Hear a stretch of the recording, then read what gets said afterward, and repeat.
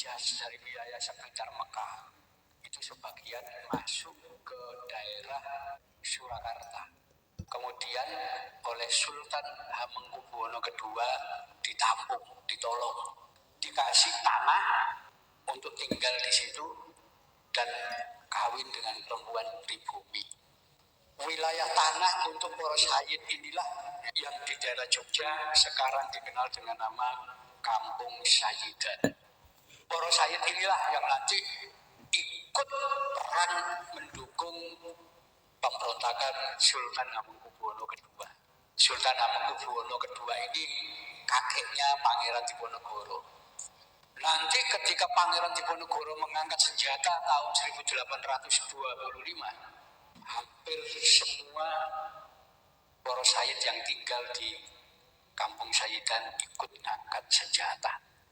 Itu sebabnya ketika Pangeran Diponegoro kalah dan ditangkap tahun 1830, Poros Hayit ini dengan pengikut Pangeran Diponegoro tidak mau nyerah. Mereka melarikan diri semua, nyebar ke berbagai tempat. Itulah kita temukan banyak makam-makam Poros Hayit ini di berbagai wilayah. Ya, itu cirinya Poros Hayit yang berasal dari wilayah Hijaz. Ya, Hijaz itu di daerah Mekah Madinah sana. Nanti baru tahun 1832, 2 tahun setelah perang Diponegoro, itu didatangkan Para Habib dari Yaman. Ya, itu belakangan, Gamelo perang. Ya, langsung datang di sini. Ya, itulah nanti diangkat oleh Belanda jadi Kapten Arab macam-macam. Itu orang-orang yang dari Yaman. Jadi karena Mbah Sayyid Husaini ini tidak ada nama Yamannya, berarti beliau orang Hijaz. Ya. Karena kalau beliau dari Yaman pasti ada nama marga. Nggak tahu itu Al-Idrus, Asyabgaf, ya, Al-Jufri atau siapa, itu nama wong Yaman. Ya, jadi beliau lebih jauh, berarti wong sekitar Mekah sana, bukan dari Yaman. Beberapa gelombang di sini. Ya. Jadi pertama yang belakangan yang pakai gelar Sayyid, ya, itu masuk ke wilayah Nusantara, termasuk di Jawa, tahun 1790-an. Ya, kenapa? Karena di negeri Arab sedang terjadi pergolakan kaum Wahabi. Ya. Jadi kaum Wahabi tahun 1790 itu menyerang Karbala. Ya, karena dianggap sesat orang-orang di Karbala karena apa? Mengkultuskan kuburan Imam Husain yang mati di Karbala. Di situ golongan Wahabi ini semua orang yang ziarah ke makam sekitar itu dan penduduk yang tinggal di wilayah Karbala dikumpulkan dan disembelih 6.000 orang mati. Setelah itu bergerak lagi, ya, ke wilayah Hijaz. Itu termasuk Mekah, itu jamaah haji juga dibantai di sana. Orang-orang yang mengaku keturunan Nabi, Poros Hayit, Poros Syarif, diburu-buru untuk dibunuh. Disitulah mereka melarikan diri. Sebagian lari ke Jawa, ya, dengan naik kapalnya Belanda. Ya, lari. Nah, sebagian di antara Poros Hayit dari Hijaz, dari wilayah sekitar Mekah, ya, Jeddah, ya, kemudian sampai wilayah Madinah, itu namanya wilayah Hijaz. Itu sebagian masuk ke daerah Surakarta. Ya. Mereka itulah kemungkinan kemudian oleh Sultan Hamengkubuwono II ditampung, ditolong, ya, dikasih tanah untuk tinggal di situ dan kawin dengan perempuan pribumi. Ya. Wilayah tanah untuk para sayyid inilah ya, yang di daerah Jogja sekarang dikenal dengan nama Kampung Sayyidan. Ya, itu sampai sekarang namanya Kampung Sayyidan. Para sayyid inilah yang nanti ikut perang mendukung pemberontakan Sultan Hamengkubuwono II. Ya. Sultan Hamengkubuwono II ini kakeknya Pangeran Diponegoro. Ya. Beliau kalah, ditangkap, dibuang ke Penang, ya, dan kemudian pengikut-pengikutnya melarikan diri, termasuk sebagian para sayyid melarikan diri. Ya. Itulah tahun 1810. Ya, ya mungkin saja Said Husain ini dari kelompok itu yang awal-awal. Nanti ketika Pangeran Diponegoro mengangkat senjata tahun 1825, ya, itu hampir semua para sayyid yang tinggal di Kampung Sayyidan ikut ngangkat senjata. Ya. Itu sebabnya ketika Pangeran Diponegoro kalah dan ditangkap, ya, tahun 1830, para sayyid ini dengan pengikut Pangeran Diponegoro tidak mau nyerah. Mereka melarikan diri semua, menyebar ke berbagai tempat. Ya. Itulah kita temukan banyak makam-makam para sayyid ini di berbagai wilayah. Ya. Itu cirinya para sayyid yang berasal dari wilayah Hijaz. Ya, Hijaz itu di daerah Mekah Madinah sana. Nanti baru tahun 1832, 2 tahun setelah perang Diponegoro, itu didatangkan para habib dari Yaman. Ya, itu belakangan, Gamelo perang. Ya, langsung datang di sini. Ya, itulah nanti diangkat oleh Belanda jadi kapten Arab macam-macam. Itu orang-orang yang dari Yaman. Ya, jadi gelombang itu. Jadi karena Mbah Said Husaini ini tidak ada nama Yamannya, berarti beliau orang Hijaz. Ya. Karena kalau beliau dari Yaman pasti ada nama marga.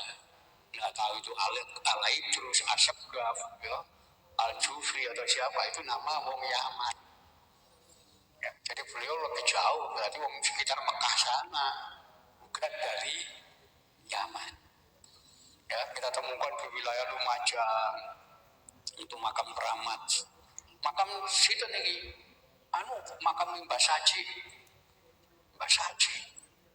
Nah, ketika kita lacak ternyata makamnya Said Abdul Qadir dan Said Abdul Rohim, mengikuti Diponegoro yang melarikan diri ternyata. Nama itu ada semua catatan itu.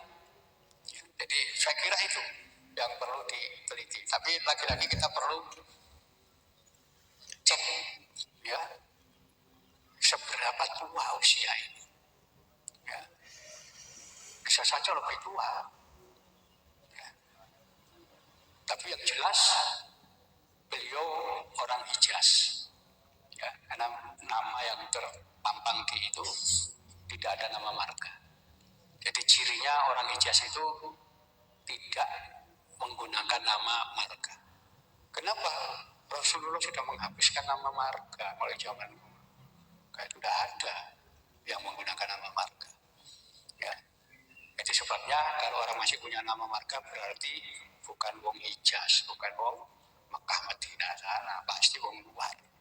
Nggak tahu wong Libanon, nggak tahu wong Yaman, nggak tahu wong ini pasti masih ada nama marganya. Ya itu. Ya. Nah itu sebabnya kiai-kiai di Indonesia itu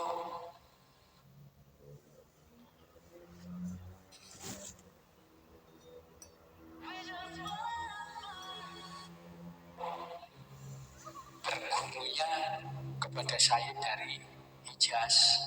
Ya. Salah satunya siapa? Sayyid Maliki Al-Hasani itu Hijaz. Ya. Mekah sana. Jadi itu di situ latar belakangnya. Nah, jadi ada beberapa gelombang nanti kedatangan orang-orang Arab, termasuk Cino. Ya. Cino itu yang datang ke sini mulai zaman Mojopahit, zaman Singosari, itu Muslim semua, Belanda. Ya.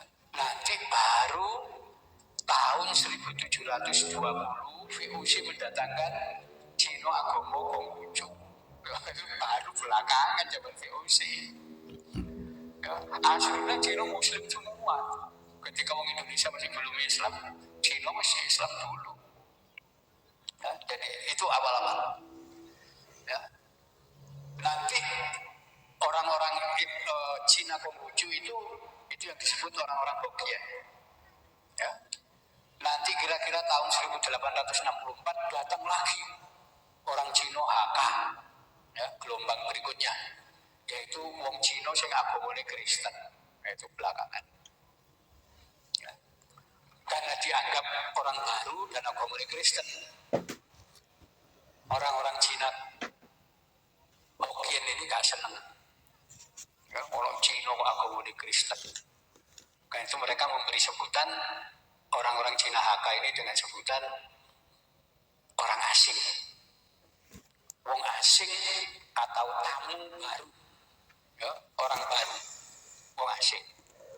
Nah, basa Hokkien, orang asing atau tamu baru, ya, tamu dari luar, itu basa Hokkien ini Sinhe. Wong Jawa gak bisa ngomong Sinhe, Sinke, ya, itu bedanya. Ya, Cina sing agama Kristen itu disebut Sinhe atau Sinke. Ya, nah itu gelombang kedatangan orang-orang Cina di sini sama seperti Arab, gelombang-gelombang. Ya, nanti tetap aja orang-orang di Nusantara ini mulai zaman kuno ya pengusaha ini tetap pribumi. Ya. Baru belakangan aja pribumi ini rotok gak kuoso. Ya. Kerja di mana-mana hanya sebagai TKI. Ya, jadi buruh loh. Ya, padahal dulu enggak. Ya, penguasa di berbagai negara dunia itu biasanya wong Jawa. Ya, wong Jawa itu dalam sejarah pernah mendirikan kerajaan Angkor di Kamboja. Ya, sampai sekarang rojo-rojo Kamboja itu turunan Jayawarman kedua wong Jawa. Ya. Di Thailand itu juga begitu. Kerajaan itu didirikan orang dari Suwarnabhumi, Sumatera. Karena itu dinastinya Suwarnabhumi. Nanti disebut. Nanti di wilayah Madagaskar di Afrika Timur itu juga ada pulau besar namanya Madagaskar, negara Madagaskar. Itu penduduknya bukan negro tapi wong kulitnya coklat. Ya. Kalau bicara bahasa Madagaskar itu banyak kosakata Jawa. Dan semua orang Madagaskar ngaku kita ini keturunan Jawa, cuma tidak tahu Jawa sebelah mana. Sampai sekarang saya punya kamus kecil Madagaskar Indonesia. Ternyata kosakata Jawa, Jawa kuno itu hitung-hitungan esa 2, 3, 4, 5, 6, 7, 8, 9, 10, 20, 30, 40, 50. Padahal Madagaskar Jawa ini.